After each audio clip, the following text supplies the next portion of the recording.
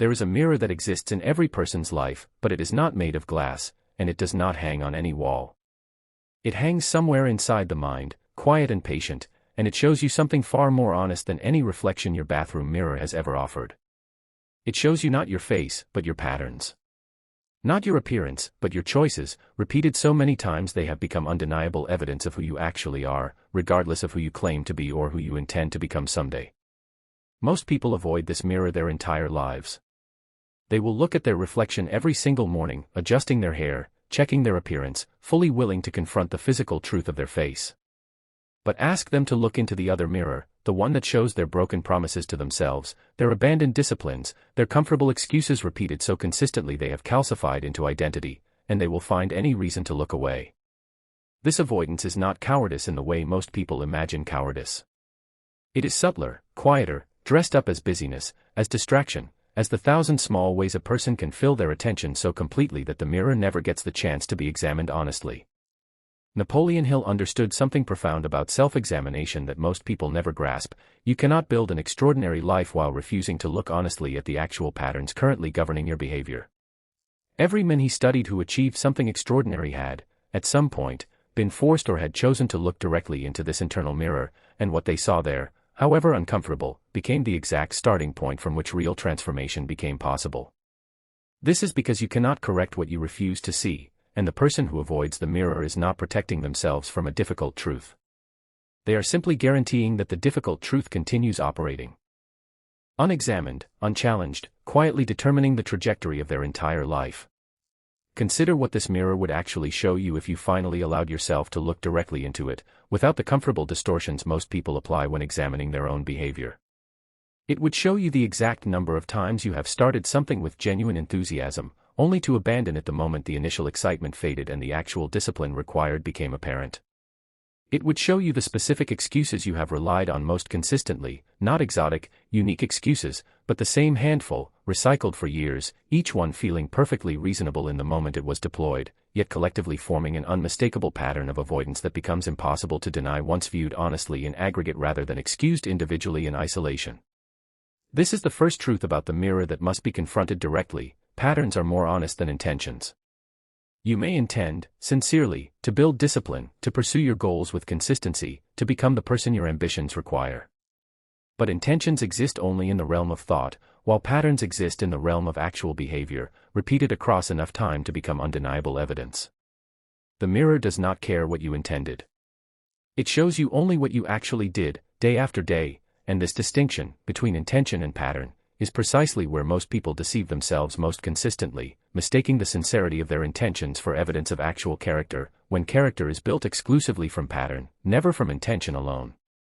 Consider how differently you might approach your current struggles if you stopped evaluating yourself by your intentions and started evaluating yourself exclusively by your patterns.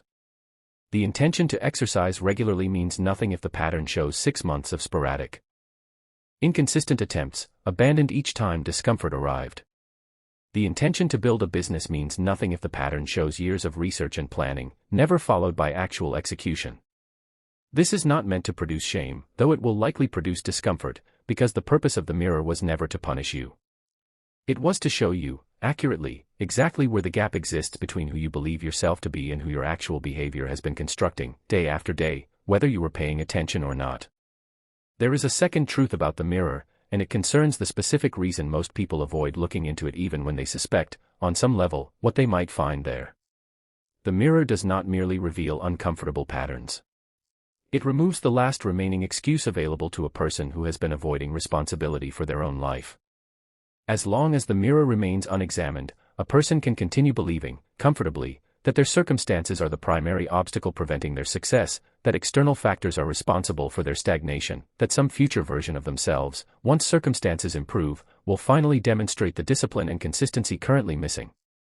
The mirror destroys this comfortable belief instantly, because it shows, undeniably, that the pattern has persisted across multiple different circumstances, multiple different external conditions, suggesting strongly that the actual obstacle was never circumstantial at all.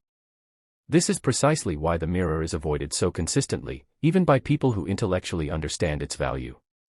Looking into it honestly requires surrendering the comfortable belief that external circumstances are primarily responsible for current stagnation, and this surrender, however necessary for genuine transformation, feels like a loss before it produces any gain.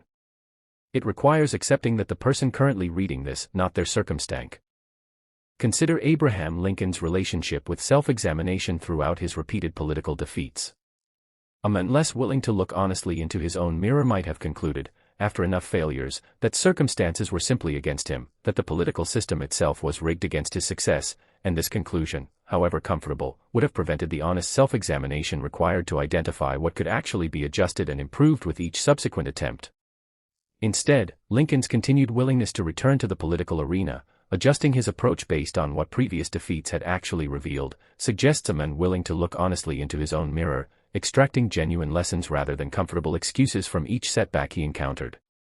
There is a third truth about the mirror, and it concerns what must happen after you finally look into it honestly, because the mirror alone, without subsequent action, produces only uncomfortable awareness without any actual transformation.